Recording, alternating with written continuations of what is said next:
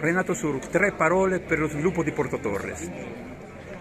Ma sono venuto soprattutto ad ascoltare e confrontarmi con chi di Porto Torres e del Golfo dell'Asinara se ne occupa costantemente, e soprattutto sono venuto per garantire attenzione, impegno, come ho fatto in altri periodi della mia vita.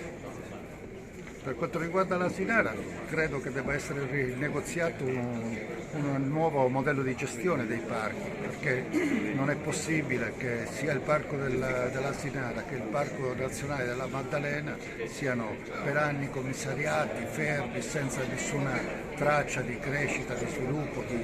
di valorizzazione di questo grande patrimonio naturalistico che deve essere conservato, ma può essere messo anche al centro per nuovo lavoro. Vorremmo parlare di economia blu, dell'economia del mare, un'economia che è stata tradizionale e che va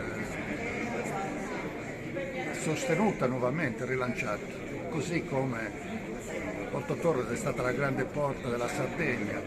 Venivamo qui per partire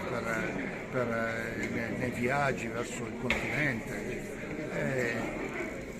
certamente può avere un ruolo, deve avere un ruolo come centro logistico per la Sardegna, centro logistico naturale per il nord è qui. Infine c'è una grande novità, un atto coraggioso, importante, direi epocale, del consorzio industriale che si riprende quasi 600 ettari della zona industriale per disegnare un nuovo modello di sviluppo che ho potuto vedere, approfondire e che mi trova totalmente consapevole. Va dato atto al consorzio che in questo momento sta finalmente portando avanti una svolta epocale della Sardegna del Nord, dell'Ovest, che ripensa il suo proprio modello di sviluppo, mette una pietra sul passato e cerca di crearne uno nuovo, salvando quello che c'è da salvare. La chimica verde, che adesso è passata totalmente di mano all'ENI dopo l'uscita di Katia Bastioli, e l'ENI va responsabilizzata, almeno questa filiera della chimica verde